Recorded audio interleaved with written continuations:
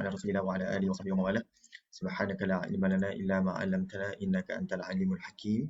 Wa la haula wa la quwwata illa billahil aliyyil azim. Qala rabbi shrah li sadri wa yassir li amri wa hlul 'uqdatam min lisani yafqahu qawli, amma ba'd.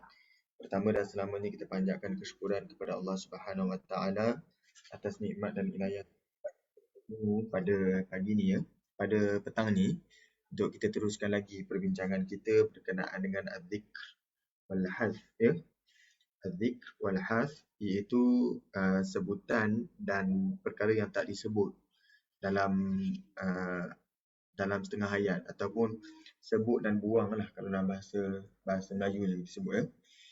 Okey, dalam nota ni saya tengok sekejap, kita dah sampai muka surat berapa ya.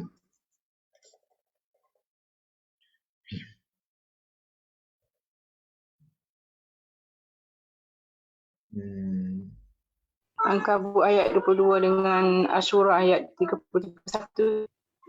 Ankabut ayat yang ke 32. Dua kan? Dua ke tiga? Saya tengok ya. Muka surat berapa ya? Kalau saya tak salah. Maaf dia lupa dah. Kat mana sebenarnya?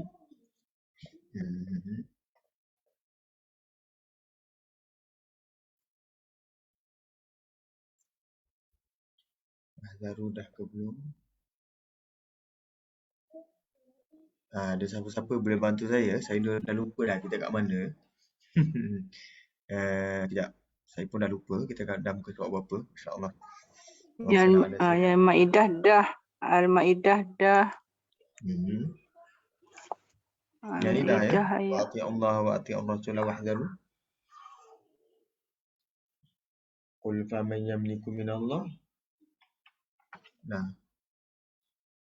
Laqad kafara alladhina kafaru. Ni dah. Ni Al-Maidah ni dah. Ya, Al-Ankabut yang ni. Wa ma antum last Al-Ankabut 22 dengan suara 22 ya. 22 ni. Ankabut 22 dengan suara ni. Ni yang last. Terima kasih banyak ya. Okay. Ini kita dah bentang ke ataupun belum yang ni? Muka surat ni. Dah Ustaz. Yang ni dah. Okay. Ini belum ya? Ini belum. Okey, jadi bismillah. Jadi mohon maaf ya atas kelemahan di pihak saya. Kadang-kadang dah lupa dah berhenti kat mana. Mohon maaf banyak-banyak. Dekat buku pun saya tak tanda pula kat mana kita berhenti.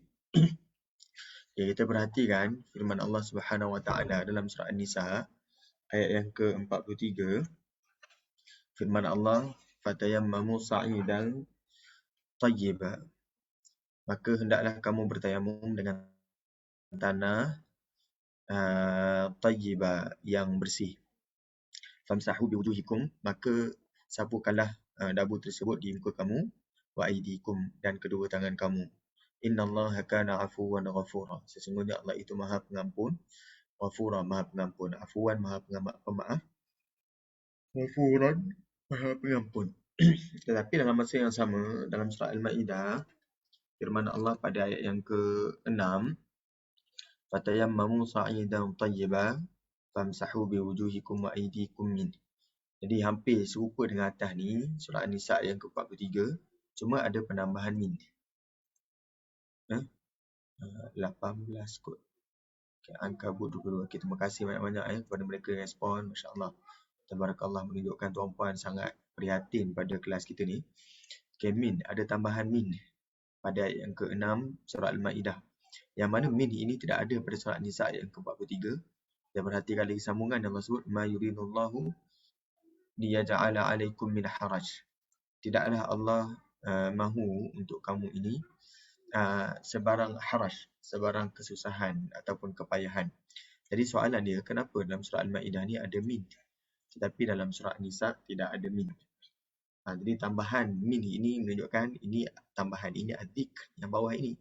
Yang atas ini al-hazf, iaitu tidak disebutkan min. Hampir sebiji ya. Jadi ayat ni kalau mereka yang tengah hafal surah An-Nisa dan Al-Maidah, mereka akan beri perhatian. Ada min, ada bahagian yang ada min, ada bahagian yang tidak ada min. Maka kita sebutkan di sini berbalik kepada perincian ataupun penyampaian ayat berkenaan, kita pergi kepada ayat An-Nisa ayat yang ke-43, ayat penuh dia. Firman Allah, Ya ayyuhalladzina amanu la taqrabus salata wa antum sukara. Wahai orang-orang yang beriman, janganlah kamu menghampiri solat sedangkan kamu dalam keadaan sukara, dalam keadaan mabuk. Hatta ta'lamu ma taqulun. Sehinggalah kamu sedar dan mengetahui apa yang kamu kerjakan ataupun apa yang kamu katakan. Wala junuban illa 'abiri sabilin hatta taghtasilu. Begitu juga janganlah orang yang dalam keadaan berhadas besar jangan mendekati solat, illa 'abiri sabilin hatta taghtasilu, kecuali ketika kamu hendak melintas sahaja. Dekat sini wala junuban ni jangan hampiri solat, dekat sini maksudnya jangan hampiri masjid lah. Hatta taghtasilu, sehingga kamu mandi ataupun bersuci. Wa in kuntum marda, dan sekiranya kamu sakit, aw ala safarin, atau sedang dalam musafir, aw jaa ahadun minkum minal ghaid, atau salah seorang di antara kamu yang datang daripada tempat buang air.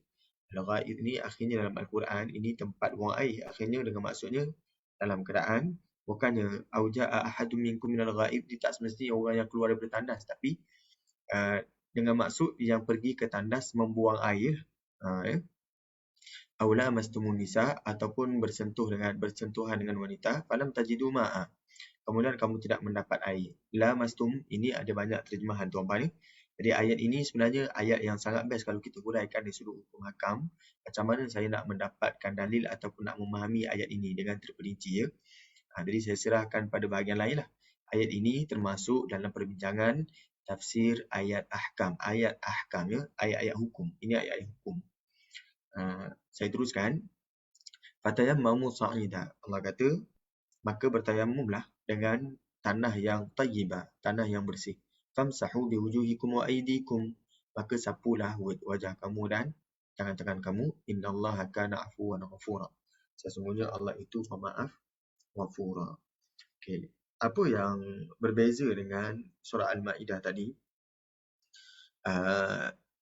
Ini surah An-Nisa, ayatnya tidaklah diperincikan sebagaimana dalam surah Al-Ma'idah. Ya?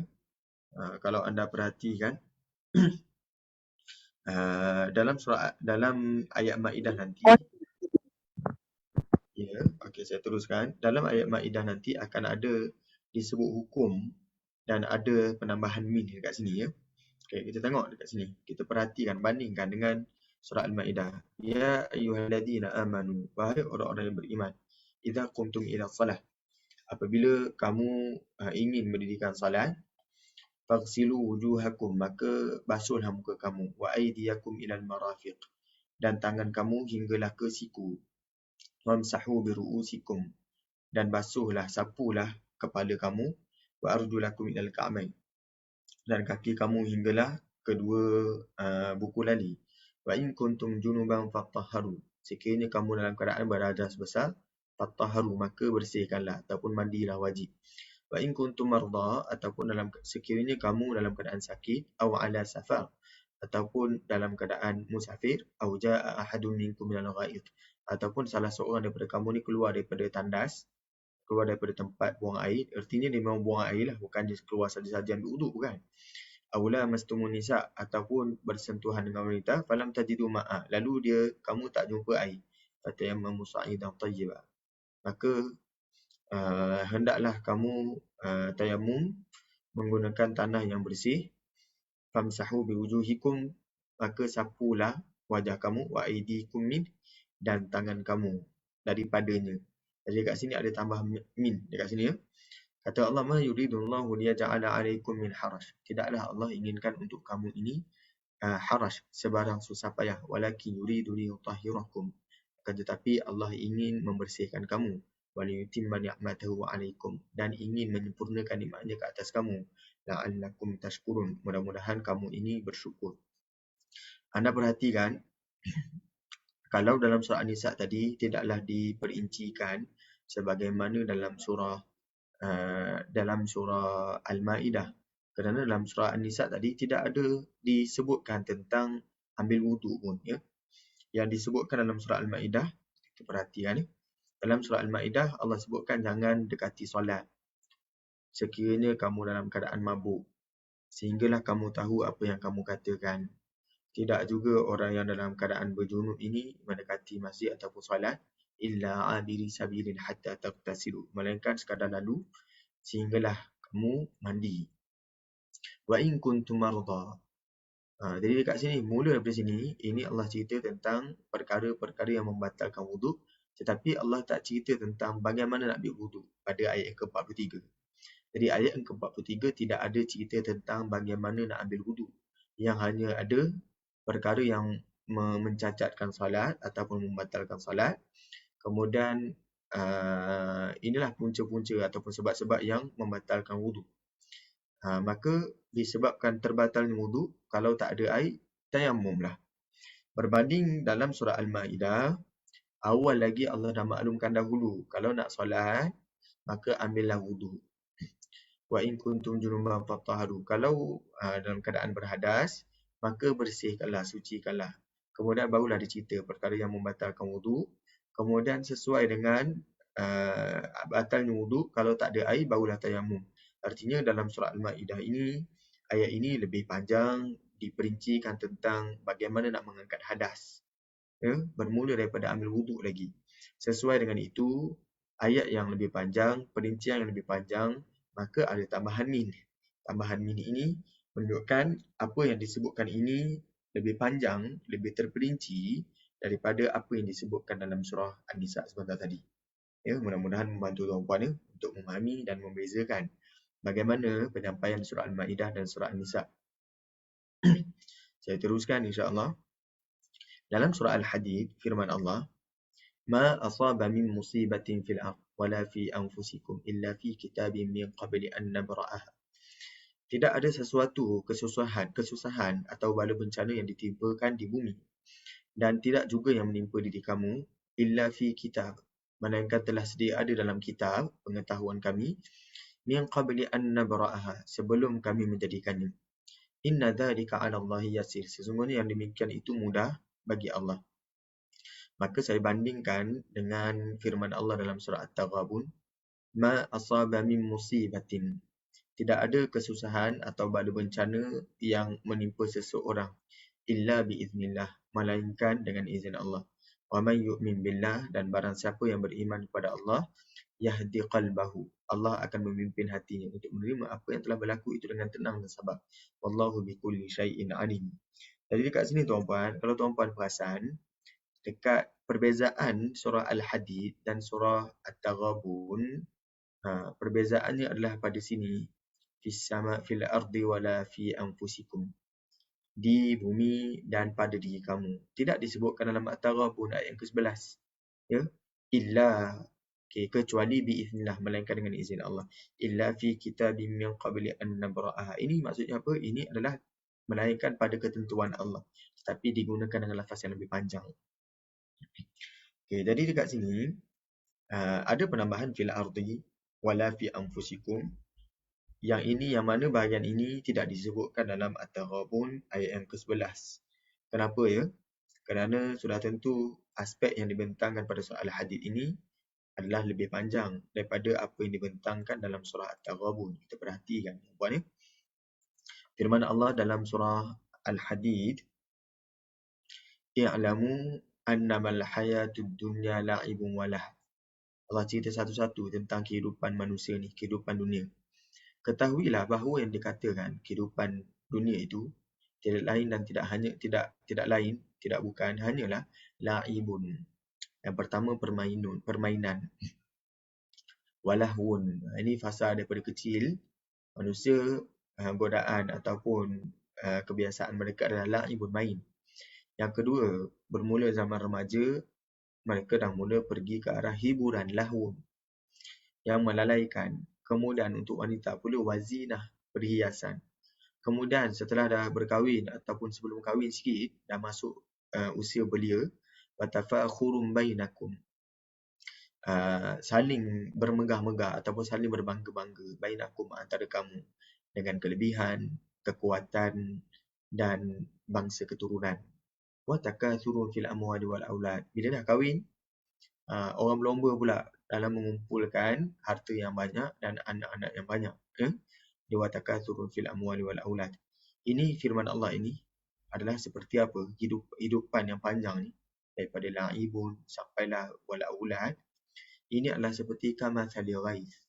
Semuanya itu terhad waktunya samalah seperti hujan. A'jabal kuffar, yang telah menggembirakan al-kuffar. Al-kuffar dekat sini tuan-puan, maksudnya adalah petani. Al-kuffar maksudnya petani. Kalau kita perhatikan pada sudut bahasa, al-kuffar datang daripada kalimah kafara. Kafara artinya tutup. Dahulu kalau kami di Jordan dulu, guru kami pernah ceritakan lah bagaimana setengah orang Arab ni mereka sukakan kalimah mu'arrabah, kalimah yang dipinjamkan ke dalam bahasa Arab. Bukannya sikit je kalimah yang dipinjamkan dalam bahasa Arab, banyak.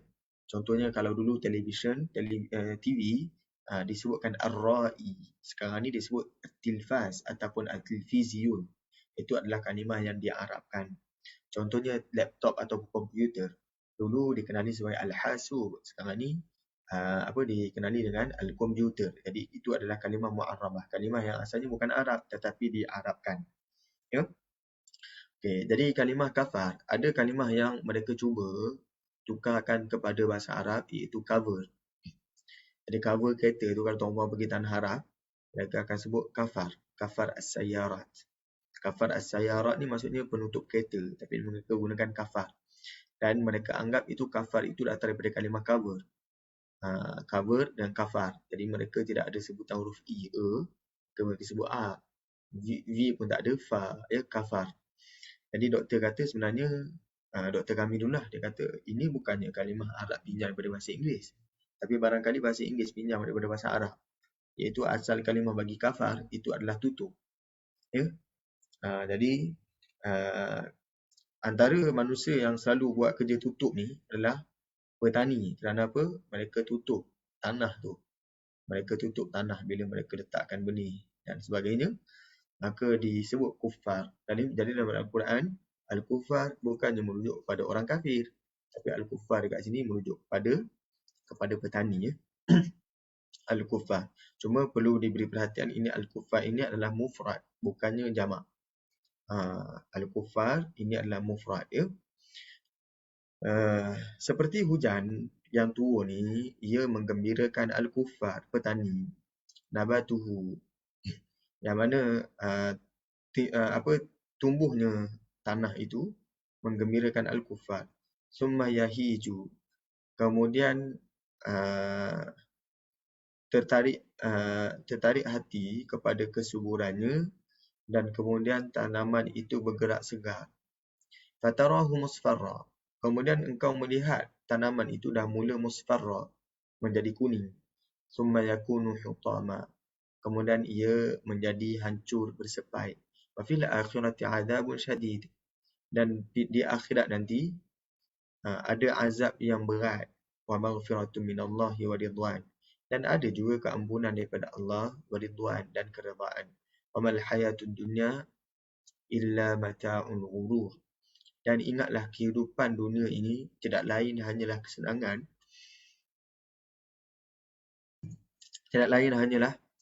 kesenangan al-ghurur, yang bagi orang-orang yang terpedaya, ataupun kesenangan yang memperdayakan, kesenangan yang memperdayakan.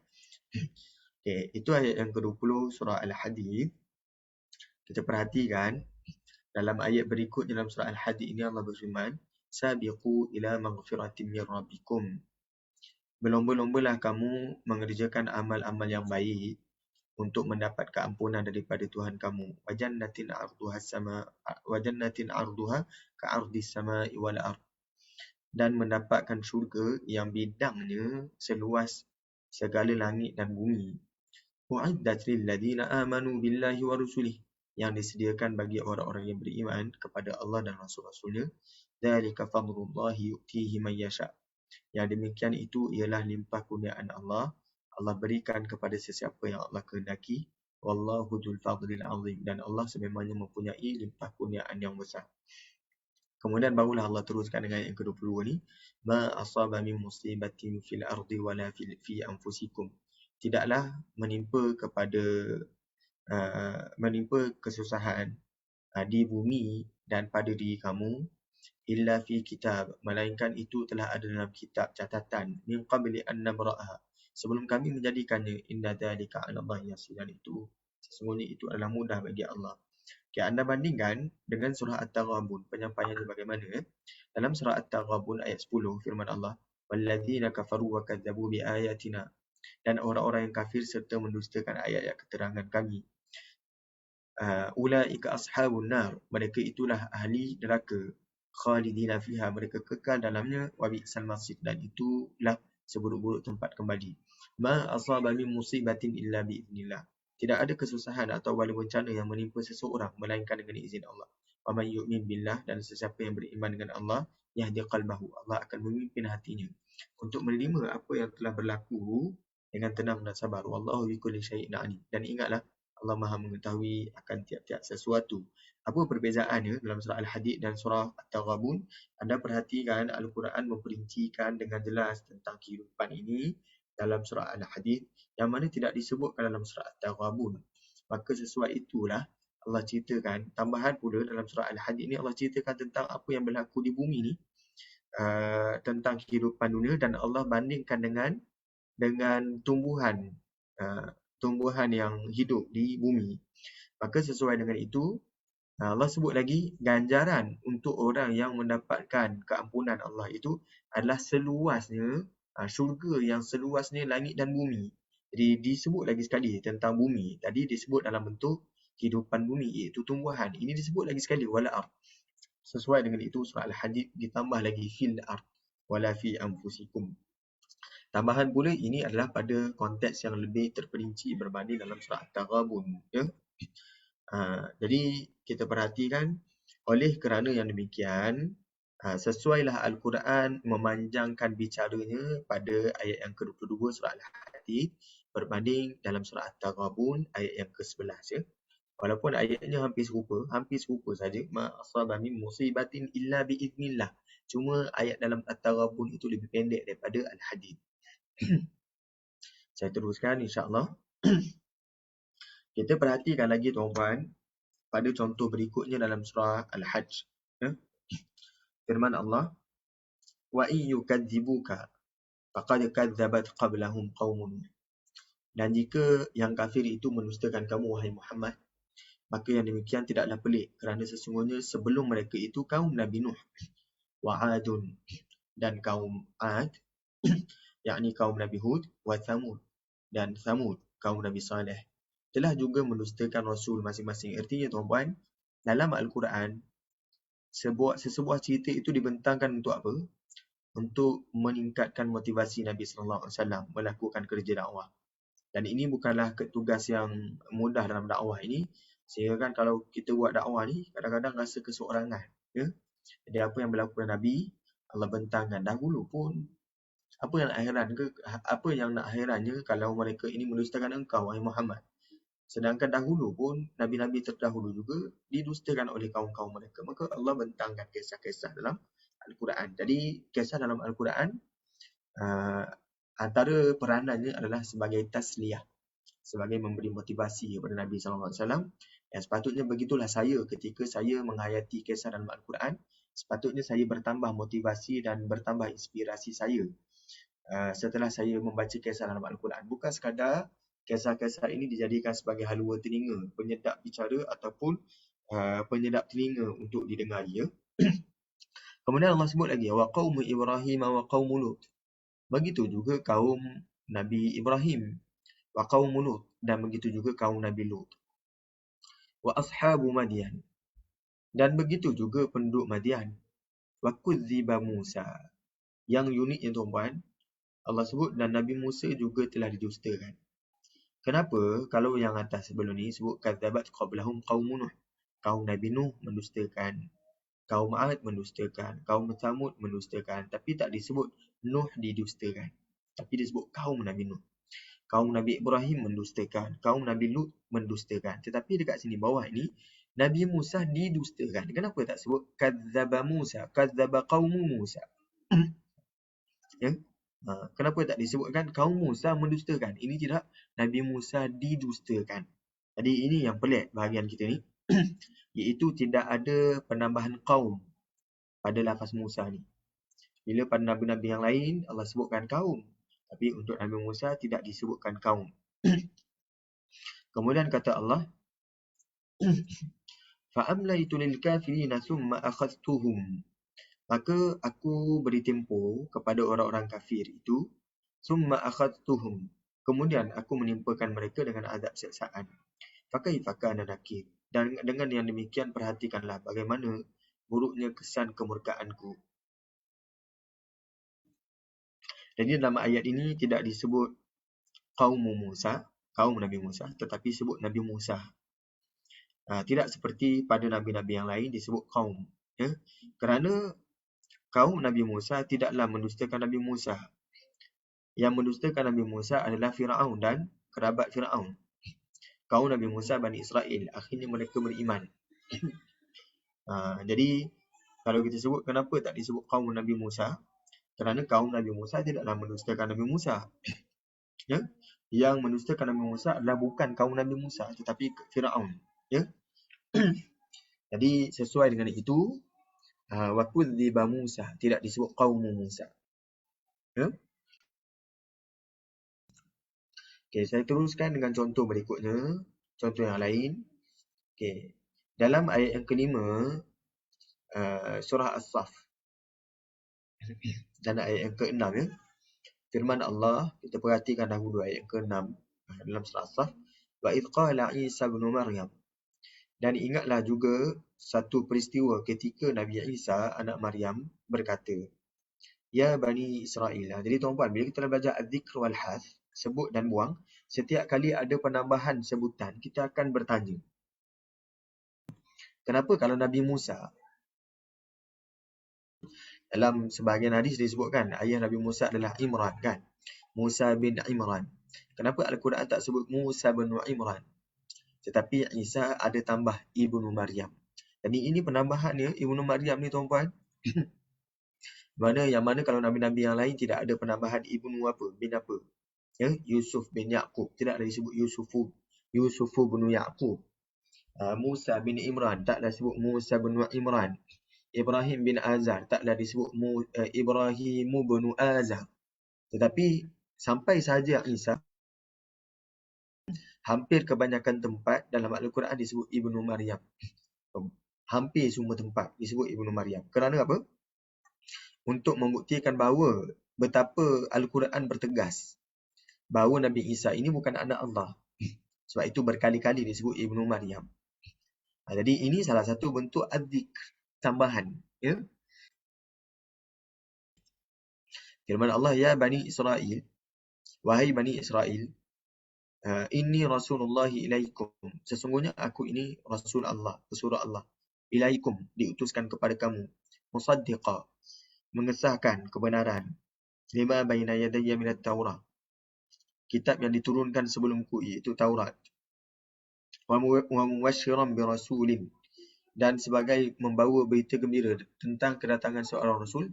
Ya'ti min ba'di, yang datang selepasku. Ismuhu Ahmad, namanya adalah Ahmad. Falamma ja'ahumul bayyinat. Jadi tuan-puan dekat sini ismuhu. Kalau tuan-puan berhenti kan, tuan-puan berhenti wakaf. Bila tuan-puan sambung, contoh ataupun tuan-puan nak ulang balik daripada sini. Bacaannya bukan usmuhu tapi ismuhu. Ini baris bawah ya. Ismuhu Ahmad. Kalau kita mulakan daripada ni. Okay, itu memang undang-undang dalam bahasa Arab dan begitulah dalam Al-Quran pun. Kalau kita mulakan dengan ismu dekat sini, bacaannya ismuhu, bukannya usmuhu. Falamma ja'ahum bil bayyinat. Maka ketika ia datang kepada mereka membawa al-bayyinat, keterangan-keterangan yang jelas nyata. Qalu, mereka kata apa? Hadza sihrun mubin. Ini adalah sihir yang jelas nyata. Okay. Sementara itu dalam surah As-Saff juga ayat yang kelima, ayat sebelumnya, wa idh qala Musa liqaumihi, dan ingatlah peristiwa ketika Nabi Musa berkata. Jadi tuan-puan, dekat sini tidak ada ibnu. Jadi ini al-hath, ada yang dihilangkan, yang bawah ni ada ad-dzikr. iaitu ada ibnu. Yang bawah ni ada ibnu Maryam, yang atas ni tidak ada ibnu Imran. Okay. Kemudian kita teruskan liqaumihi, kepada kaumnya. Ya qaum, wahai kaumku, lima tu'dunani, kenapa kamu menyakiti aku? Waqad ta'lamuna anni rasulullahi ilaikum, sedangkan kamu tahu bahawa aku ini Rasulullah yang diutuskan kepada kamu. Falamma zaghu, maka apabila mereka menyeleweng, terpesong, azaghallahu qulubahum, Allah pesongkan hati mereka. Wallahu la yahdil qaumal fasiqin, dan Allah tidak memberi petunjuk kepada orang-orang yang fasik dan derhaka. Okay, yang saya nak bincangkan bukan pada Ibnu Maryam ataupun Ibnu Imran. Yang saya nak bincangkan dekat sini, kalau tuan-puan bandingkan ayat kelima ni, ada lafaz liqaumihi, kepada kaumnya. Tapi dalam surah Maryam tidak ada lafaz liqaumihi. Isa anak Maryam tidak ada lafaz liqaumihi. Dekat sini ya qaumi, yang ni ada ya bani Israel. Masing-masing ada anni rasulullahi ilaikum, ini inni rasulullahi ilaikum. Ini ada tambahan lagi lah, apa tugas seorang rasul, musaddiqan lima baina yadayya minat tawrati wa mubasysyiran bi rasulin. Okey, jadi yang jadi uniknya adalah kenapa pada ayat ini tidak ada kalimah liqaumihi, bahagian bawah As-Saff ayat yang ke-6, sementara itu ayat yang ke-5 dalam surah As-Saff ada kalimah liqaumihi, ada kepada kaum.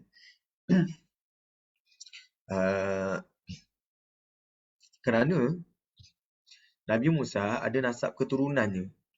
Saya sebutkan Musa bin Imran. Tetapi Isa, nasab keturunannya siapa? Nasab keturunannya Maryam. Artinya Nabi Isa tidak ada keturunan yang jelas. Ya, mana ayah dia? Sebab keturunan ini tuan-tuan, kita akan nisbahkan, kita akan sandarkan kepada si ayah.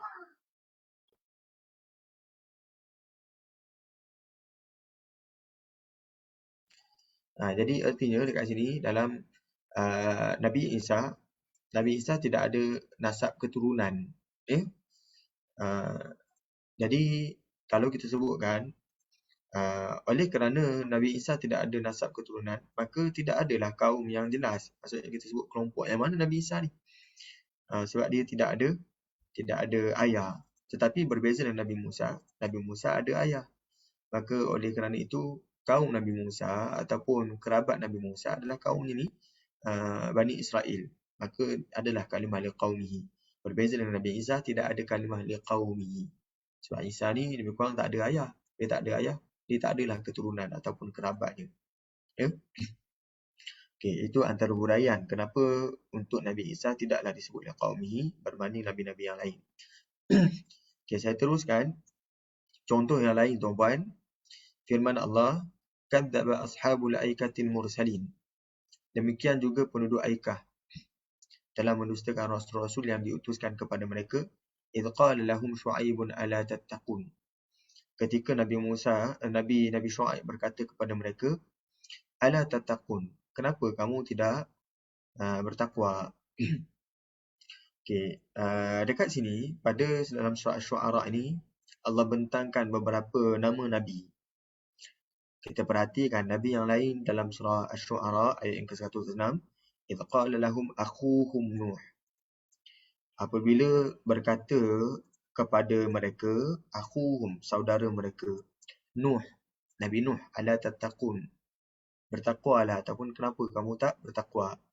Jadi akhuhum tidak ada pada kalimah Syu'aib. Saya teruskan.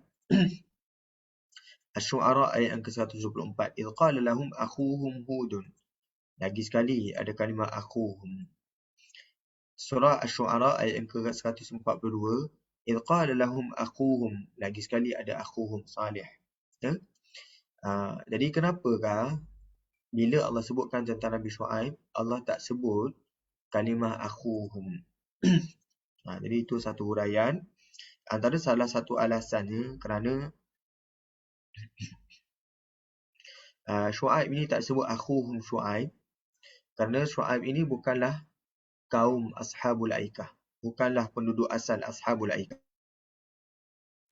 Satu pandangan yang mengatakan Nabi Syu'aib diutuskan kepada dua kaum. Ya? Satu penduduk Madian, satu lagi Ashabul Aikah. Ada juga pandangan yang kata Ashabul Aikah ni merujuk pada Madian lah, penduduk Madian. Ya? Tapi pandangan yang kedua kata Al-Aikah adalah tempat yang lain berbanding dengan Madian. Buktinya apa? Buktinya pada ayat ke-177 tidak ada lafaz akhuhum. Jadi Syuaib ni kaum mana?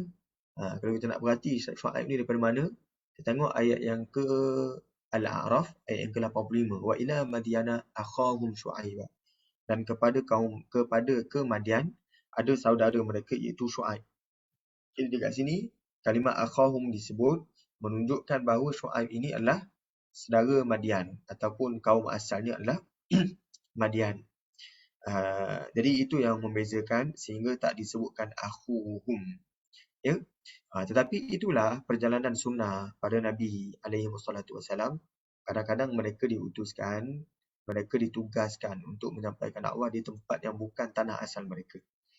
Maka kadang-kadang itulah yang memberi motivasi kepada Nabi untuk meneruskan dakwah di bukan tanah asal Nabi, iaitu Madinah. Ya. Jadi kalau kita perhatikan Nabi Ibrahim ada pun pernah juga berhijrah daripada Iraq pergi ke Palestin. Daripada Palestin pergi ke Mesir. Daripada Mesir pergi patah balik ke Palestin. Kemudian pergi ke Hijaz, Mekah. Jadi pada Nabi alaihi wasallam sifat mereka itu adalah bergerak. Mereka tidak duduk satu tempat yang steady. Jadi itu perjalanan dakwah tuan-tuan. Ia adalah proses yang sepatutnya bergerak, bukannya duduk diam. Maka bila sesebuah tempat itu tidak aman dengan dakwah itu dibuka pada tempat yang lain. Iaitu Nabi Ibrahim AS, Nabi Syuaib pun sama, daripada Madian pergi ke Ashabul Aikah. Jadi itu Nabi Lut pun sama, daripada Iraq pergi ke Sodom. Jadi ada perjalanan dakwah. Dakwah itu adalah perkara yang berjalan. Dia tak boleh duduk diam. Ya. Sebab itu barangkali itulah juga kok kerajaan Malaysia, mereka penjawat awam selalunya dipindahkan di tempat yang jauh, kan. Itu kalau nak bagi dalil kat dua orang lah, kan. Tapi barangkali itulah tersebutkan mereka ini perlu melakukan dakwah, tugas itu perlu bergerak, dia bukannya duduk statik. Jadi antara hikmah kenapa Nabi Syuaib tidak disebutkan akhuhum, kerana Nabi Syuaib ini bukanlah dalam kalangan Ashabul Aikah. Itu pandangan yang kedua tuan-tuan. Pandangan yang pertama ada juga yang kata Ashabul Aikah itu adalah kaum Madian. Jadi wallahu a'lam, saya tak hidup pada zaman itu. Saya jelaskan apa yang berdasarkan huraian tafsir dia. Okey, kita perhatikan kalau kisah Nabi Nuh, kan. Firman Allah dalam kisah Nabi Nuh, Allah sebutkan lagi, qala al-mala'u min qaumihi. Ketua dari kaumnya berkata, inna lanaraka fi dhalalin mubin. Sesungguhnya kami nampak engkau wahai Nuh berada dalam kesesatan yang nyata. Dalam surah Al-A'raf ayat ke-66, qala al-mala'u alladhina kafaru min qaumihi. Berkatalah ketua-ketua yang kafir daripada kaumnya, inna lanaraka fi safaha.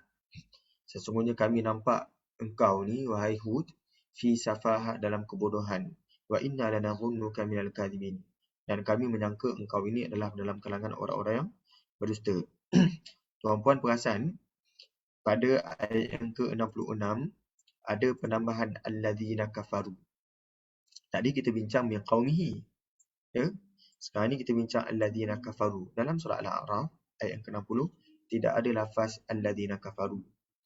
Tetapi dalam surah Al-A'raf ayat yang ke-66 ada alladzina kafaru. Jadi kenapa ya dalam kisah Nabi Nuh surah Al-A'raf ayat yang ke-60 tidak ada alladzina kafaru, berbanding dalam kisah Nabi Hud disebutkan adanya alladzina kafaru? Kerana ini dikatakan satu pandangan bahawa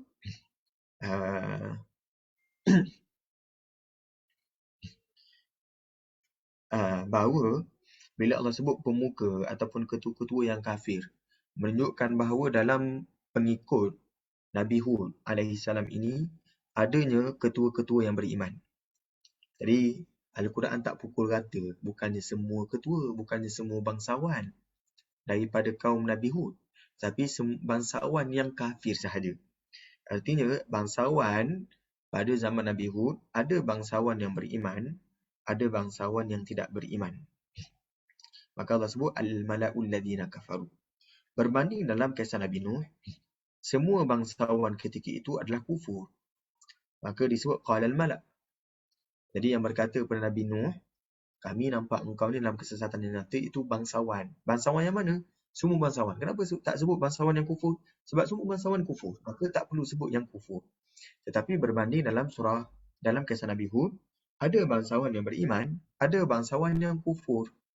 Maka siapakah yang mengatakan Nabi Hud ini dalam kebodohan? Yang mengatakan Nabi Hud dalam kebodohan itu adalah bangsawan, tapi bukan semua bangsawan, bangsawan yang kufur sahaja. Maka disebutkan itu, disebut al-mala'ul ladzina kafaru. Ya? Supaya untuk mengeluarkan daripada yang berkata ini adalah al-mala'ul ladzina amanu. Jadi al-mala'ul ladzina amanu, mereka tak berkata, yang berkata ini adalah al-mala'ul ladzina kafaru. Maka ini dispesifikkan, ya. Jadi ini dikhususkan lagi al-mala' yang bahagian mana, ya. Jadi kenapa dalam Al-Quran disebutkan begini, ada bentuknya qalal mala'u min qaumihi, ada bentuknya qalal mala'ul ladzina kafaru min qaumihi. Kalau kita cuba gabungkan dua bentuk ini, menunjukkan dalam dakwah ini ada sebahagian tempat yang mana orang ketua ataupun bangsawan semua tak beriman. Maka itulah yang boleh kita ambil pengajaran daripada fasa era Mekah, kan. Tanpa kita menafikan, pada zaman Nabi ada juga al-mala'ul ladzina amanu, bangsawan yang beriman. Tetapi bilangannya bilangannya sedikit. Maka contoh yang kita boleh ambil perhatian adalah kisah Nabi Hud alaihissalam. Pun begitu, walaupun ada bangsawan yang beriman, tidaklah menjadikan bangsawan yang lain itu semuanya beriman. Tetap juga ada yang kufur. Maka kalau kita ada bangsawan yang ikut kita punya cara, taklah semestinya kita ni menang di mata orang. Tidaklah semestinya boleh mempengaruhi semua bangsawan yang lain, tidak. Ya? Bahkan tetap ada juga yang kufur, sehingga yang kufur ini berani juga mengatakan sesuatu pada kaum Nabi Hud, kepada Nabi Hud, inna lanaraka fi safaha. Jadi dekat sini ada satu pandangan lah disebut dalam buku ni, disebut lagi dalam sebuah kitab tafsir disebut, kalau ditanya mengapakah al-mala' bangsawan yang disebutkan dalam kisah Nabi Hud itu disifatkan dengan alladzina kafaru, yang kufur, berbanding bangsawan yang disebutkan dalam kisah Nabi Nuh alaihissalam. Kerana dalam kalangan bangsawan kaum Nabi Hud ada yang beriman dengan ajaran Nabi Hud, antaranya Marsad bin Sa'ad yang telah pun memeluk agama Nabi Hud, tetapi dia telah pun menyembunyikan keislamannya. Oleh yang demikian, sengaja diletakkan alladzina kafaru untuk membezakan yang itu. Itu Az-Zamakhsyari punya huraian, ya. Jadi tuan-puan, dalam pengkisahan ini selalunya mereka tak sebutkan nama-nama, ya. Tetapi ada keadaan tertentu, ulama-ulama yang silam, ilmuwan tafsir yang silam, metodologi mereka, segala riwayat yang ada, selagi mana mereka dapat daripada sahabat ridwanullahi alaihim, mereka cuba sampai kepada masyarakat. Cuma zaman yang lebih sekarang, zaman yang lebih maju, maka penyaringan itu lebih kemas. Jadi saringan itu kita buat, jadi segala cerita yang tidak ada pangkalnya, maka ada baiknya kita letak tepi, ya. Tapi kita sebutkan, Az-Zamakhsyari pernah sebutkan siapakah nama bangsawan yang beriman pada kaum Nabi Hud alaihissalam. Tidak pula ada bangsawan kaum Nabi Nuh yang beriman, kata Az-Zamakhsyari. Maka berdasarkan pandangan yang demikian, betul, saya ada baiknya saya letak tepi riwayat yang tidak ada sandaran yang jelas, ya. Tetapi secara zahir ayat tersebut memberi isyarat bahawa adanya bangsawan yang beriman dalam kalangan kaum Nabi Hud alaihissalam. Pentingnya pengajaran, bukannya penting ada atau tidak, ya. Pengajarannya adalah begitulah dalam dakwah, tak semestinya semua bangsawan ini tetap akan kufur. Ada sahaja bangsawan yang beriman, ya. Jadi saya rasa kita boleh teruskan. Kita bandingkan dengan surah Al-Mu'minun. Surah Al-Mu'minun ayat yang ke-33. Wa qala al-mala'u min qaumihi. Okey, tuan-puan, dekat sini nanti akan ada satu bab yang kita pernah sebut dah sebelum ni. Min qaumihi, ini at-taqdim, dikedepankan. Dekat sini min qaumihi berada di belakang. Dekat sini min qaumihi berada di hadapan. Jadi ini at-taqdim, ini at-ta'khir. Sebab apa? Alladzina kafaru berada di hadapan. Ini alladzina kafaru berada di belakang. Alladzina kafaru at-ta'khir kat sini. Ya. Okey, kita perhatikan. Allah sebut ketua-ketua dari kaumnya alladzina kafaru yang kufur. Wa kadzabu, dan mendustakan. Jadi tuan-puan, ada beza tak? Al-mala'ul ladzina kafaru, bangsawan yang kufur daripada kaumnya. Satu lagi, bangsawan daripada kaumnya yang kufur. Apa bezanya? Bangsawan daripada kaumnya yang kufur. Artinya kaumnya yang kufur ada bangsawan dia. Tapi dekat sini bangsawan yang kufur daripada kaumnya. Jadi ada perbezaan ya tuan-puan. Macam mana saya nak sebut ya? Contohnya pelajar yang dapat nombor 1 daripada kelas yang bijak pandai. Satu lagi pelajar yang dapat nombor 1 yang bijak pandai daripada kelasnya. Jadi ada beza. Bila sebut daripada kelasnya, maksudnya tak semestinya dalam kelasnya tu semua yang bijak pandai. Tapi kalau sebut daripada kelasnya yang bijak pandai. Kelasnya itu kelas yang bijak pandai. Tapi ada yang lagi yang highest. Ya? Jadi kat sini kaumnya ini adalah alladzina kafaru, orang-orang yang kufur. Tetapi bangsawan ni, orang atas lagi. Atas kepada orang yang kaum yang kufur. Jadi itu juga salah satu watak dalam dakwah.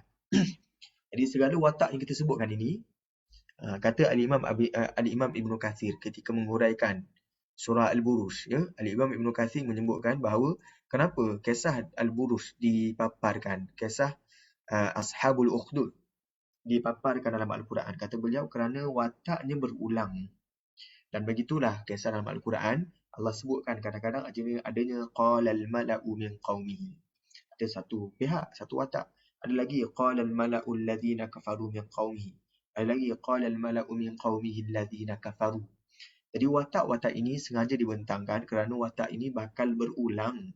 Dan itulah watak yang berulang pada zaman Nabi. Dalam kaumnya yang kafir pun ada pemukanya. Jadi highest, yang top, yang kufur, yang top dalam kalangan yang kufur dah. Ya. Okey, wa kadzabu, dan mendustakan biliqa'il akhirah. Jadi kat sini saya sebutkan tadi uraian tentang at-taqdim, kenapa min qaumihi dikedepankan berbanding min qaumihi dekat sini dikebelakangkan. Cuma dekat sini yang saya nak sebutkan ada tambahan alladzina kafaru, sebagaimana dalam Al-A'raf ada alladzina kafaru. Ayat yang ke-60 Al-A'raf tidak ada alladzina kafaru. Wa kadzabu, dan ada lagi wa kadzabu, tambah lagi dekat sini. Ya, yang mana atas ini tidak ada wa kadzabu. Biliqa'il akhirah, dan mereka yang mendustakan tentang liqa'il akhirah, pertemuan hari akhirat. Wa atrafnahum fil hayatid dunya, dan kami mewahkan mereka dalam kehidupan dunia. Ma hadza illa basyarum mithlukum. Mereka kata apa? Orang ini tidak lain dan tidak bukan hanyalah seperti manusia seperti kamu. Ya'kulu mimma ta'kuluna min. Dia makan daripada apa yang kamu makan. Wa yashrabu mimma tashrabun, dan dia minum daripada apa yang kamu minum. Jadi huraian dia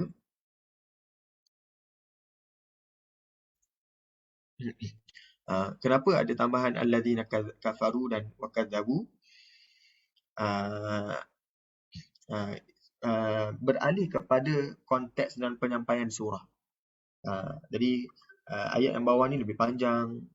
Kemudian orang ini adalah orang yang lebih dahsyat daripada sebarang orang, sebab ini pemuka yang cuba mempengaruhi masyarakat dia. Kalau yang atas ni kita perhatikan Al-A'raf ayat ke-66. Pemuka ni bercakap dengan Nabi, maka dia serang Nabi je. Tapi yang ni ayat yang ke-33 ni, dia serang orang-orang lain. Dia mempengaruhi orang lain lagi. Dia sebut ma hadza illa basyarum mithlukum. Dia sebut laki ni sama macam orang macam kamu je. Jadi mereka cuba mempengaruhi orang ramai. Yang atas ni taklah disebutkan mereka cuba mempengaruhi orang ramai. Tapi ayat ni merujuk kepada orang-orang lain, kaum-kaumnya pun juga terpengaruh, telah pun sedia terpengaruh dengan bangsawan ini. Yang bawah ni mereka belum tentu terpengaruh. Tetapi kaum bangsawan ini yang cuba mempengaruhi mereka, ma hadza illa basyarum mislukum, dan Allah saja tambah wa atrafnahum fil hayatid dunya. Kami mewahkan mereka. Kerana apa? Kerana harta salah satu sebab manusia mudah terpengaruh. Ya? Jadi artinya tuan-tuan, sosok mad'u yang tidak beriman ni pada zaman Nabi ada lagi jenis yang mana kita nampak pada wajahnya, pada mukanya, pada caranya orang yang ada karisma. Bercakapnya pun pandai, kemudian harta yang banyak. Kemudian bukan sekadar itu, mereka harta yang banyak, mereka bagi harta kepada orang yang minta. Tapi tidak pada orang yang miskin. Artinya dekat sini mereka yang ada pengaruh dan ada kedudukan. Kedudukan mereka tu bukan sekadar watak yang kita nampak mukanya muka yang garang ataupun muka yang bengis, muka yang bodoh, tidak. Kadang-kadang mukanya adalah yang ada rupa pun ada. Ya? Dan itu watak itu berulang pada zaman sekarang. Tuan-puan perhatikan berapa ramai orang influencer yang lakukan maksiat secara terang-terangan, tunjukkan, tayangkan duit pula untuk menarik orang lain ikut maksiat yang dilakukan.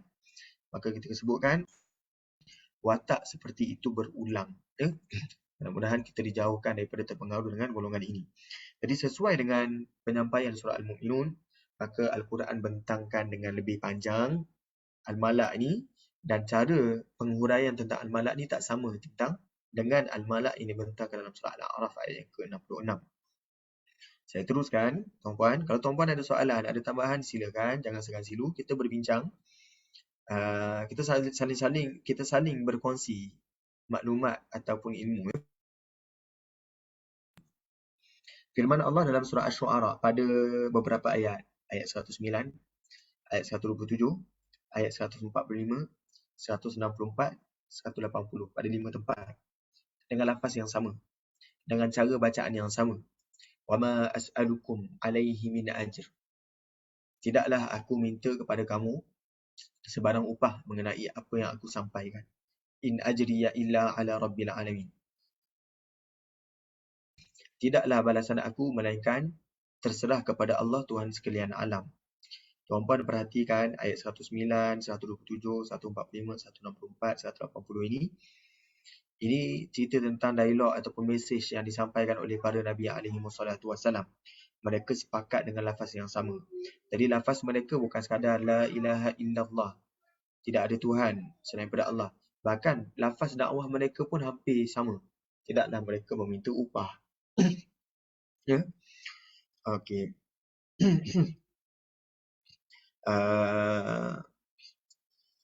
Tetapi ini adalah lafaz yang disebutkan oleh beberapa Nabi SAW. Tetapi apabila disebutkan tentang Nabi Ibrahim AS dalam surah yang sama, Asy-Syu'ara, watlu alaihim naba'a Ibrahim. Dan bacakanlah kepada mereka perihal Nabi Ibrahim. Idh qala li abihi wa qaumihi ma ta'budun. Ketika Nabi Ibrahim berkata kepada ayahnya dan kaumnya, apa yang kamu sembah?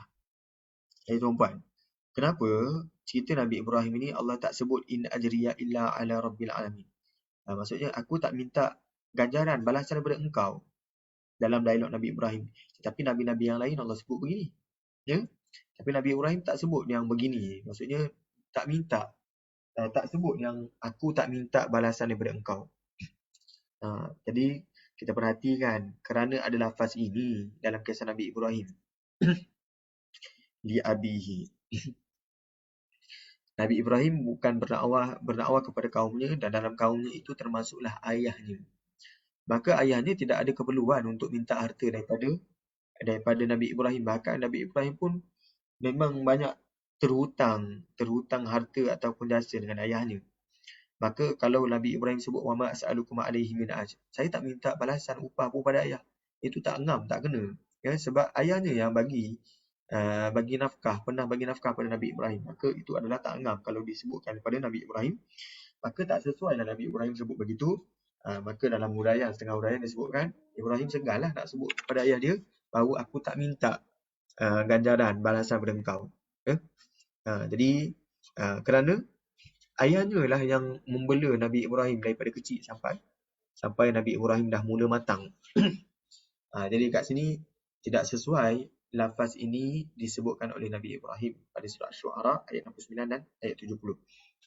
Sama juga keadaannya bila Al-Quran bercerita tentang Nabi Musa. Ketika Nabi Musa berdakwah kepada Firaun. Tidak disebut qul wa ma as'alukum alaihi min ajr. Jadi lafaz Nabi Musa tak sebut lafaz ni. Kerana apa? Kerana dalam surah Syu'ara ayat ke-18 ni Allah berfirman, qala, Firaun menjawab, alam nurabbika fina walida. Bukankah kami telah memeliharamu dalam kalangan kami semasa engkau kanak-kanak yang baru lahir? Walabithta fina min umurika sinin. Dan engkau telah tinggal dalam kalangan kami beberapa tahun daripada umurmu. Jadi dekat sini Nabi Musa pun terhutang jasa dengan Firaun. Jadi oleh yang demikian tidak sesuai juga Nabi Musa lafazkan wama as'alukum alaihi min ajr. Jadi yang atas ini pada 5 ayat ni disebutkan pada nabi-nabi yang lain. Antaranya Nabi Nuh alaihissalam, Nabi Hud alaihissalam, Nabi Saleh, Nabi Shu'aib. Tapi Nabi Ibrahim dan Nabi Musa tak menyatakan dengan lafaz ini, ya. Sebab tak sesuai kalau nak berdialog dengan Firaun ataupun ayahnya dengan lafaz yang sebegini. Okey, saya teruskan. Firman Allah yang lain,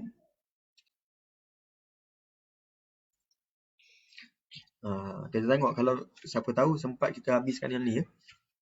Sempat habiskan nota ni, Masya Allah, Tabarakallah. Lajulah kita, ya. Ataupun tuan-puan, saya punya penyampaian laju sangat ke ataupun sederhana? Okey Ustaz, sederhana. Okey Ustaz, okey. Okey, alhamdulillah. So kalau kita lajukan, maksudnya kita teruskan macam biasa, insya-Allah. Mudah-mudahan cepatlah sikit kita dapat selesaikan perbincangan ni, ya. Okey, firman Allah pada surah Al-Maidah ayat 20 dan 21. Wa idh qala Musa liqaumihi, dan ingatlah ketika Nabi Musa berkata kepada kaumnya, ya qaum, wahai kaumku, uzkuru ni'matallahi alaikum, ingatlah nikmat Allah ke atas kamu, idh ja'ala fikum anbiya, apabila dia menjadikan dalam kalangan kamu itu adanya anbiya, adanya para nabi, wa ja'alakum muluka, dan dia menjadikan dalam kamu ini muluka, raja, wa atakum ma lam yu'ti ahadan minal alamin, dan dia memberikan kepada kamu apa yang tak pernah diberikan kepada orang pun dalam dunia ni. Kemudian Nabi Musa menambah, ya qaum, wahai kaumku, udkhulul ardal muqaddasah, masuklah ke tanah suci Palestin, allati kataballahu lakum, yang Allah telah tetapkan untuk kamu, wala tartaddu ala adbarikum, dan janganlah kamu berbalik undur ke belakang, fatanqalibu khasirin, nescaya kamu menjadi orang-orang yang rugi. Sementara itu, dalam surah Ibrahim ayat yang ke-6, firman Allah, wa idh qala Musa liqaumihi, dan ingatlah ketika Nabi Musa berkata kepada kaumnya, udhkuru ni'matallahi alaikum, ingatlah nikmat Allah ke atas kamu. Tuan-puan perasan atau tidak, ada lafaz yang tidak ada pada ni, iaitu dalam surah Al-Maidah ada ya qaum, wa idh qala Musa liqaumihi ya qaumi dhkuru, wahai kaumku. Tetapi dalam ayat yang ke-6 surah Ibrahim tidak ada lafaz ya qaum. Idh anjakum, antara nikmat yang Allah beri pada kamu adalah apabila dia selamatkan kamu daripada kerabat Firaun. Okey, kemudian disebut satu-satulah yasumunakum su'al azab, yang sentiasa menyeksa kamu dengan pelbagai siksaan yang buruk, wa yudzabbihuna abna'akum, dan menyembelih anak-anak kamu, wa yastahyuna nisa'akum, dan mereka membiarkan anak-anak perempuan kamu hidup. Wa fi dzalikum bala, dan pada yang demikian itu adanya bala, ujian, min rabbikum, daripada Tuhan kamu, azim, bala yang besar. Yang penting tuan-tuan, dalam surah Ibrahim tidak ada lafaz ya qaum. Dalam masa yang sama dalam surah Al-Maidah adanya lafaz ya qaum. Kerana apa, ya? Dalam Al-Maidah ada ya qaum, tetapi dalam Ibrahim tidak ada lafaz ya qaum.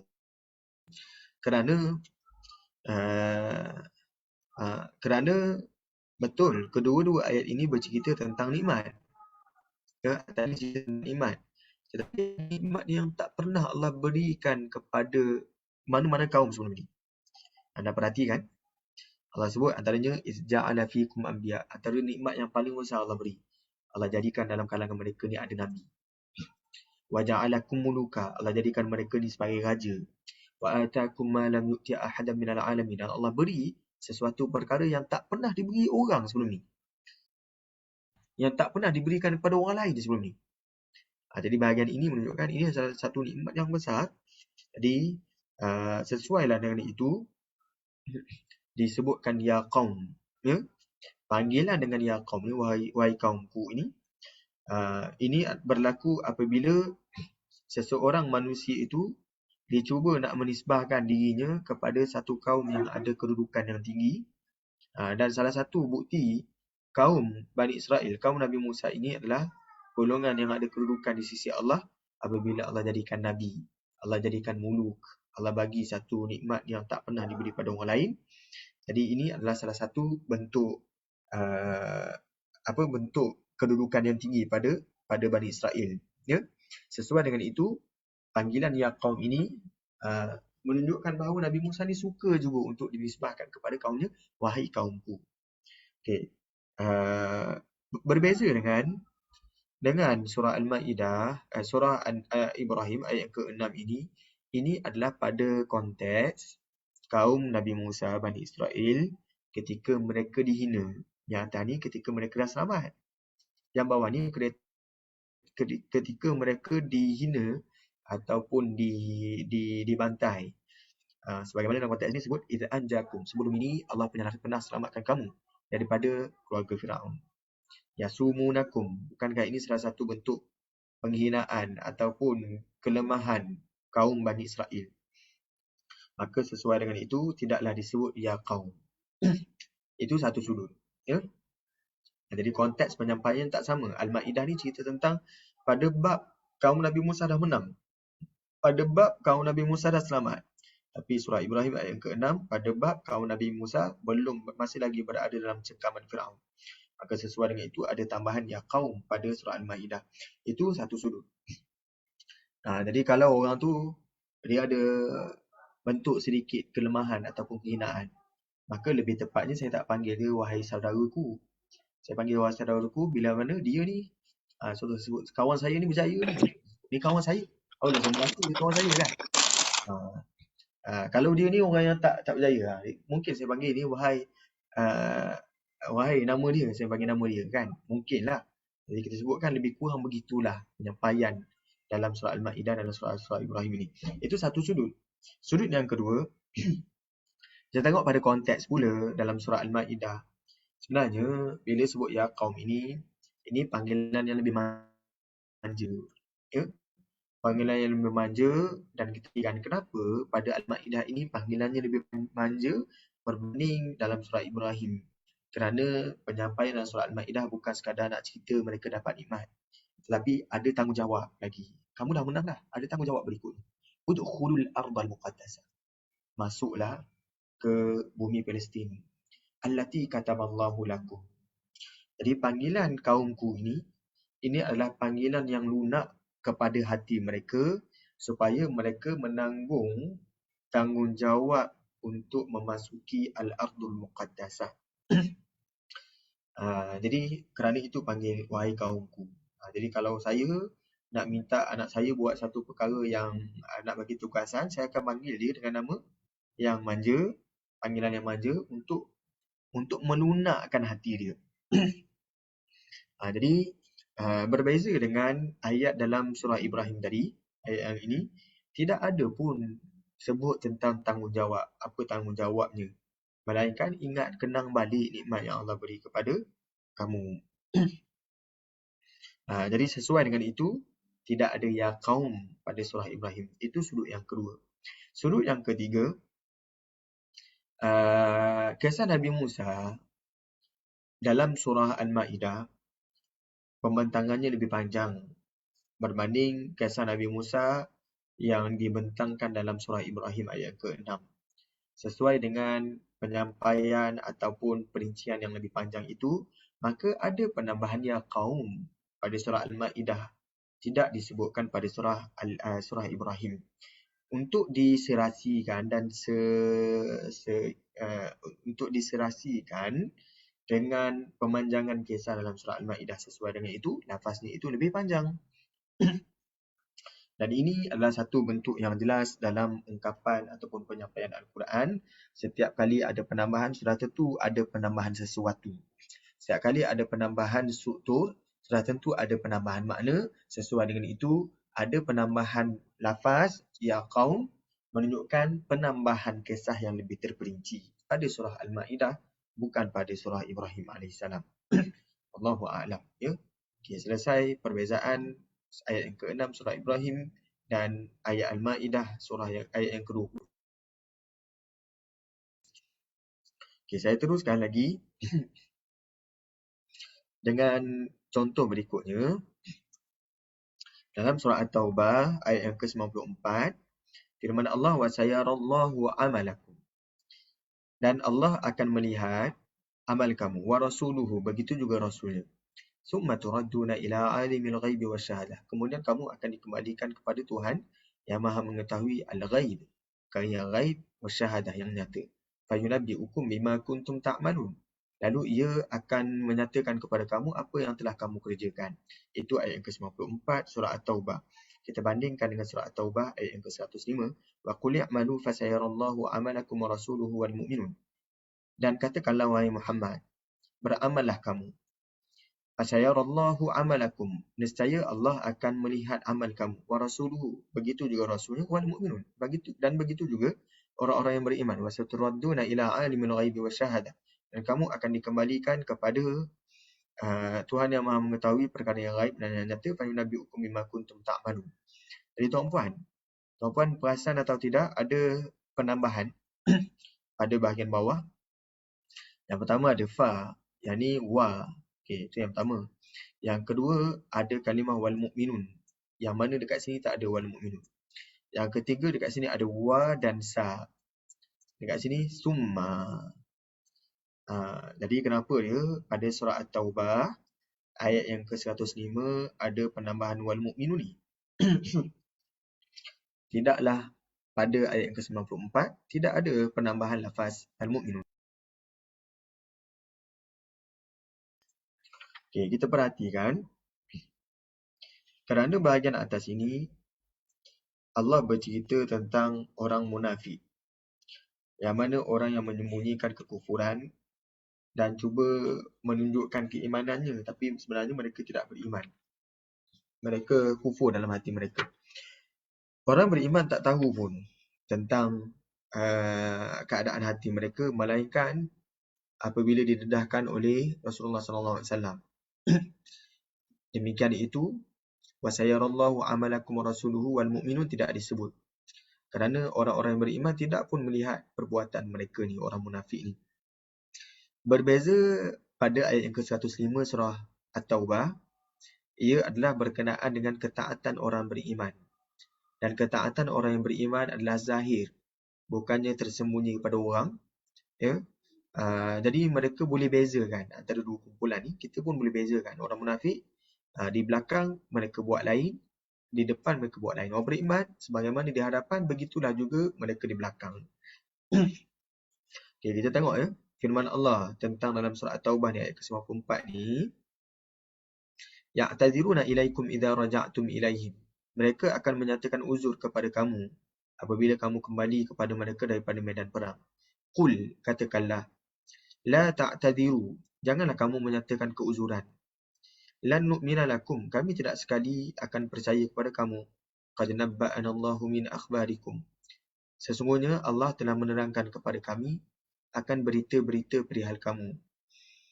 Wa sayarallahu amalakum. Kerana sesungguhnya Allah dan Allah serta Rasulnya, dan Allah akan melihat amal kamu, wa rasuluhu, dan begitu juga Rasulnya. Kemudian sampailah ila akhiril ayah. Jadi ini bercerita tentang orang munafik, ya'taziruna ilaikum ni, perangai mereka. Tetapi ayat yang ke-103 sampailah ayat yang ke-105, perhatikan, khudh min amwalihim sadaqah. Ambillah sebahagian daripada harta mereka menjadi sedekah. Tutahhiruhum, membersihkan mereka, wa tuzakkihim, menyucikan mereka, biha wa salli alaihim, dan doakanlah untuk mereka. Inna salataka sakanun lahum. Kerana sesungguhnya doamu itu menjadi ketenteraman bagi mereka. Wallahu sami'un alim. Dan Allah Maha mendengar lagi Maha mengetahui. Alam ya'lamu. Tidakkah mereka mengetahui annallaha huwa yaqbalu taubah, bahawa Allah ini menerima taubat an ibadihi, daripada hamba-hambanya, wa ya'khudhu sadaqat, dan juga menerima sedekah-sedekah, wa annallaha huwa tawwabur rahim, dan Allah itu sesungguhnya dia at-tawwab, Maha penerima taubat, ar-rahim, Maha pengasih. Wa qul ya'malu, dan katakanlah kerjakanlah. Ini maksudnya dalam bab ketaatan orang yang beriman. Maka sesuai dengan itu, orang beriman pun, al-mu'minun, juga melihat perbuatan ini sebagaimana di hadapan mereka lakukan, di belakang pun begitu. Tidak seperti orang munafik, di depannya lain, di belakangnya lain. Maka sesuai dengan itu ada penambahan wal mu'minun. Ya. Kemudian anda perhatikan tadi wasayarallah, ini fa. Fasayarallahu amalakum. Fa ini merujuk kepada benda yang ada tempoh. Kalau wa tak semestinya ada tempoh. Tadi wasayarallah. Wasayarallahu amalakum. Dan Allah memang akan tengok amal kamu. Jadi ini menunjukkan ini tidak berkaitan dengan tempoh. Tapi yang bawah ni ada berkaitan dengan tempoh. Anda perhatikan sesuai dengan penyampaian ayat ni sendiri. Ayat ini lebih panjang berbanding yang atas tadi. Ayat tadi lebih panjang, tapi bahagian ini, bahagian yang fasayarallahu amalakum, ini bermula daripada i'malu. Ya, i'malu fasayarallahu amalakum. Dekat sini tidak ada tambahan i'malu. Kemudian waw, bukannya fa. Kemudian summa. Kalau tadi kemudian ada wal mu'minun. Kemudian summa. Dekat sini kan. Tapi dekat sini wal mu'minun wasaturadduna. Jadi ini ada perbezaan yang jelas antara ayat yang ke-94 tadi dengan ayat yang ke-105 dalam surah At-Taubah. Jadi itu antara perincian perbezaan antara yang atas dan yang bawah. Bila diceritakan tentang orang munafikin, lain penceritaannya. Bila diceritakan tentang orang yang beriman, lain penceritaannya. Saya teruskan lagi tuan-puan. Contoh berikutnya, insyaAllah.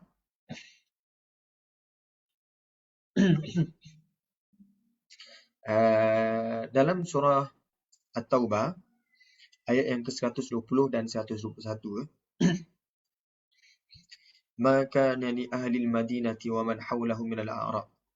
Tidaklah patut bagi penduduk Madinah dan orang-orang yang di sekeliling mereka dalam kalangan al-a'rab, Badui, an yatakhallafu an Rasulillah, untuk berada di belakang ataupun tidak menyertai Rasulullah sallallahu alaihi wasallam, wala yarghabu bi anfusihim an nafsihi, dan tidaklah patut mereka mengasihi diri mereka sendiri dengan tidak menghiraukan Rasulullah. Dzalika bi annahum, yang demikian kerana sesungguhnya mereka ni la yusibuhum dhama'un, tidak menimpa mereka dhama', dahaga, wala nasab, ataupun penat lelah, wala makhmasah, ataupun lapar dalam perjuangan, fi sabilillah, dalam jalan Allah, wala yata'una mawti'a, dan tidaklah mereka menjejak satu tempat, yaghizul kuffar, yang menimbulkan kemarahan al-kuffar, orang kafir. Jadi ayat ni al-kuffar merujuk pada orang kafir. Tadi al-hadid al-kuffar merujuk pada petani. Wala yanaluna min aduwin naila, dan tidak juga mereka menderita daripada apa yang dilakukan oleh musuh. Menderita sesuatu yang mencederakan daripada pihak musuh. Illa kutiba lahum bihi amalun salih, melainkan perkara itu dicatatkan untuk mereka sebagai amal yang salih. Innallaha la yudhi'u ajral muhsinin, dan Allah tidak akan menghilangkan ataupun mensia-siakan pahala orang-orang yang muhsin, orang-orang yang melakukan keihsanan.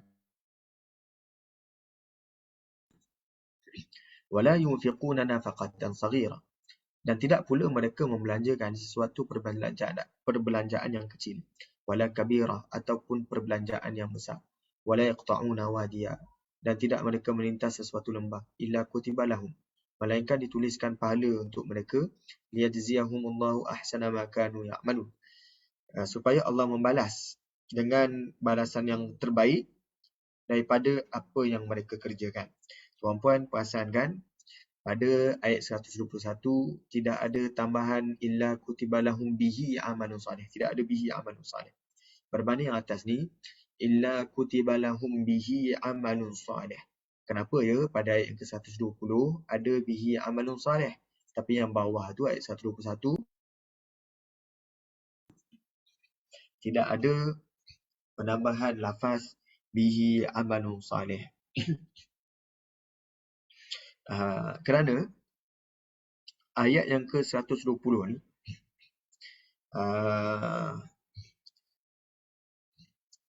Allah sebutkan seolah-olah mereka ni tak pernah ditimpa zama, dahaga, nasab, penat lelah, makhmasah, kelaparan yang tersangat. Maka ini bukanlah daripada amal mereka, ya, melainkan dituliskan untuk mereka sebagai amal yang saleh. Ini bukannya lapar, bukannya kita buat, dahaga bukannya kita buat, penat lelah ni kita buat lah, tapi maksudnya rentetan betul, bukannya kita dapatkan ni, zama ni bukannya kita buat, kita tak buat apa-apa tapi dapat benda ni, ya. Jadi ini diandaikan sebagai satu amal yang saleh, sedangkan ini bukannya perbuatan mereka. Kalau saya buat benda ni, saya lapar kan, saya buat apa sampai saya lapar? Saya dahaga, saya buat apa sampai saya dahaga?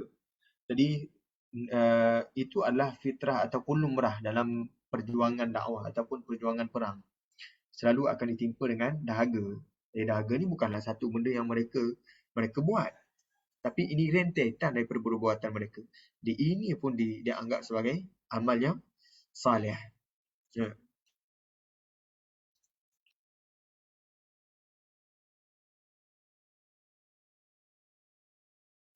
Okay, anda perhatikan bawah ni. Ini wala yunfiquna nafaqatan saghira. Ini amal. Tidaklah mereka menginfakkan harta yang sikit. Wala kabira. Ini amal. Wala yaqta'una wadiya. Dan tidaklah mereka melintasi satu lembah. Jadi illa kutibalahum. Maka ini adalah amal yang jelas. Amal yang disebut amal jawarih ni, amal anggota ni, maka disebabkan itu tidaklah disebut amalun salih. Kerana ini memang amal yang hakikat, amal yang hakiki. Yang atas ini bukannya amal yang hakiki. Dan kita perhatikan penutup ayat dia. Innallaha la yudhi'u ajral muhsin. Allah tidak mensia-siakan pahala orang muhsin. Rasa penat, rasa payah itu pun Allah beri ganjaran. Tapi yang bawah ni, liyajziyahumullahu ahsana ma kanu ya'malun, supaya Allah beri balasan dengan balasan yang lebih baik daripada apa yang mereka kerjakan. Kerana demikian itu, dekat sini innallaha la yudhi'u ajral muhsinin, Allah tak sebut apa yang mereka kerjakan. Lafaz kerjakan tu tidak disebut. Yang bawah ni ya'malun disebut. Kerana ini memang kerja yang jelas. Yang atas ni tidak disebut ya'malun. Mereka buat apa? Tak disebut, tapi Allah tetap juga bagi balasan dengan jerit perih yang dilalui oleh mereka ketika berjuang. Ya. Jadi mudah-mudahan selepas ini tuan-puan dapatlah satu gambaran dalam Al-Quranul Karim tentang penambahan lafaz, memberi infak kepada bagaimana saya memahami ayat, ya. Ada lagi dalam sekitar 9-10 minit, ya.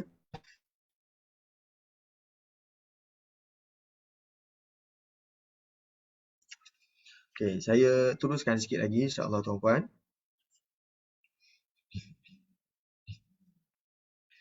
Firman Allah pada ayat yang ke-283 surah Al-Baqarah. Allah sebutkan wa in kuntum ala safarin wa lam tajidu katiban farihanun maqbudah. Dan jika kamu berada dalam musafir, lalu kamu berhutang atau memberi hutang yang bertempuh, walam tajidu katiba, dan kamu tidak mendapati seorang penulis hutang, pencatat, farihanun maqbudah, maka hendaklah diadakan barang gadaian. Ar-rahnu datang daripada kalimah ni, rihanun, maqbudah, yang dipegang oleh orang yang berhutang, oleh orang yang memberi hutang. Fa in amina ba'dukum ba'da, kemudian kalau yang memberi hutang tu percaya kepada yang berhutang dengan tidak payah bersurat, saksi dan barang gadaian, falyu'addil ladzi tumina amanatah, hendaklah orang yang diberi amanah itu menunaikannya, iaitu orang yang berhutang. Wal yattaqillaha rabbah, dan hendaklah dia bertakwa kepada Allah sebagai Tuhannya. Tuan-puan, dan agama kita ni agama yang sangat ringkas untuk mendidik sifat amanah dalam diri. Itu sungguhnya berasaskan pada akidah yang jelas. Daripada akidah yang jelas itu ditanam sekuat-kuatnya. Dengan itu, dengan satu lafaz saja telah pun memadai untuk menjadikan manusia ini taat kepada apa yang diperintahkan. Dan kalimah ittaqullah, bertakwalah kepada Tuhan, bertakwalah kepada Allah. Dengan lafaz itu pun telah pun memadai membentuk kepribadian Muslim, ya. Sebab itu dalam satu huraian, ya, dalam satu pembentangan, seorang tokoh ilmuwan tafsir, beliau ni tuliskan banyak. Beliau tuliskan tentang Al-Quranul Karim. Tokoh pemikir juga dalam masa yang sama. Beliau sebutkan bagaimana di Eropah mereka cuba mengatasi masalah minum arak, mengatasi masalah mabuk. Yang mana di sana di Eropah, rintitan daripada mabuk banyaknya kes jenayah. Jadi mereka buat kempen, macam-macam kempen mereka lakukan. Tapi hasilnya kempen ini tidak berjaya menyelamatkan ataupun menutup kes-kes mabuk ataupun kes-kes jenayah yang datang daripada hasil mabuk, kan. Jadi Syekh ini sebut dalam Al-Quran hanya lafaz ittaqullah ataupun dalam beberapa potong ayat sahaja, tanpa perlukan kempen yang besar sebagaimana di Eropah, telah pun berjaya membentuk mereka untuk mereka berhenti daripada minum arak. Jadi berasaskan daripada akidah yang kukuh. Rentetan daripada itu bukan sahaja dalam bab minum arak, bukan sahaja dalam bab yang besar, bab yang kecil pun. Contohnya dalam bab ar-rihanu maqbulah ataupun hutang. Ya? Al-Quran guna waliyattaqillaha rabbah dengan lafaz yang pendek sahaja, tanpa ada polisi yang jelas, tanpa ada polisi yang panjang berjeda. Maka mereka yang bertakwa kepada Allah, mereka akan pastikan tidak ada satu kaum pun yang tertindas. Wala taktumu syahadah. Dan janganlah kamu menyembunyikan perkara yang disaksikan itu. Wa may yaktumha fa innahu athimun qalbu. Barang siapa yang menyembunyikannya, maka sesungguhnya ia adalah berdosa qalbu. Tuan-puan perhatikan, hati dia pun berdosa. Dia buat apa sebenarnya? Hati dia buat apa sampai hati dia pun berdosa? Wallahu bima ta'maluna alim. Dan Allah sentiasa mengetahui apa yang kamu kerjakan. Okey. Dalam ayat ini, biasanya kalau orang itu berdosa, Al-Quran guna fa'innahu athimun. Sesungguhnya ia berdosa. Tetapi untuk dalam perihal ini, ayat 283, ditambah kepada qalbu. Hati pun berdosa. Kerana apa? Kerana penyaksian ni, asyahadah ni, penyaksian yang dilihat ketika berlakunya transaksi ni, sebenarnya akhirnya berbalik pada hati. Walaupun ada polisi, walaupun ada tanda tangan dan sebagainya, hati itu yang merupakan saksi yang paling kuat sebenarnya. Jadi hati yang melihat sepatutnya tidak akan pernah menyembunyikan asyahadah ni, kontrak yang dibuat ni. Dan ini dikekalkan dalam hati, dan kerana itulah bila seseorang itu melakukan kezaliman ataupun sembunyikan apa yang dilihat ni, sebenarnya dia ada masalah pada hati dan hati dia pun berdosa. Dan ini adalah satu ungkapan yang indah daripada Al-Quran, kerana Al-Quran tak sebutkan fa'innahu athim semata-mata. Akhirnya ia melibatkan hati, ya. Jadi dalam bab transaksi ataupun dalam bab urus niaga dan sebagainya, akhirnya ia berbalik kepada hati. Adakah kita telah pun menganiaya orang dengan transaksi tersebut? Hati lebih mengetahuinya. Fa'innahu athimun qalbu. Bila seseorang itu berlaku kezaliman, yang berdosa itu bukan sekadar tangan dia, bahkan hati dia pun turut berdosa. Kalimah qalbu ditambah pada ayat ini. Ya, wallahu a'lam. Selesai ayat ke-283. Jadi kita tak bandingkan dengan mana-mana ayat lain. Cuma ayat lain ni biasanya kalau manusia biasa, dia akan sebut fa'innahu athim. Dia ni berdosa. Tapi dekat sini Al-Quran sebut dia berdosa hati dia. Kan? Jadi seolah-olah ada satu pembentukan yang Al-Quran guna pakai. Kaedahnya adalah hati itu perlu dibimbing terlebih dahulu. Daripada hati yang terbimbing, maka semua orang akan menjadi amanah mudah-mudahan. Ya? Dan itulah hasil pembinaan Taman Islam di era Madinah. Wallahu a'lam. Tuan-puan ada soalan, ada tambahan, ada luahan? Ada lagi dalam 4 muka surat. di minggu depan insya-Allah kita akan tambah dengan sedikit perbincangan yang lain. Saya ingat minggu hadapan nak selitkan sedikit tentang sebelum kita masuk at-tauqid ni, kita bincang sedikit tentang makrifah dan nakirah, sikit je lah kita bentang. Ini adalah untuk cuba menjawab perbincangan tentang siratim mustaqim pada minggu lepas je. Pada minggu lepas saya tengok balik rakaman, saya sebut nakirah makhsusah. Sepatutnya nakirah mukhassasah. Saya silap ya tuan-tuan, tersasul. Sepatutnya nakirah mukhassasah, bukannya nakirah makhsusah. Tapi kalau ada kesempatan, kalau saya sempat siapkan, saya cuba bentangkan perbincangan tentang nakirah dan makrifah dalam huraian yang pendek lah mudah-mudahan.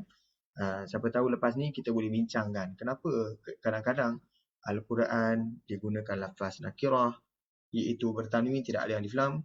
Kadang-kadang pada tempat yang lain ada alif lam. Ya? Wallahu a'lam. Kita jumpa lagi tuan-puan. Kalau ada soalan boleh terus nyatakan. Okey, kita jumpa lagi. Assalamualaikum warahmatullahi wabarakatuh. Waalaikumsalam. Terima kasih Ustaz. Waalaikumsalam, Ustaz. Terima Assalamualaikum. kasih, Ustaz. Terima kasih Ustaz. Sama. Ya. Rabbana yubarik fikum.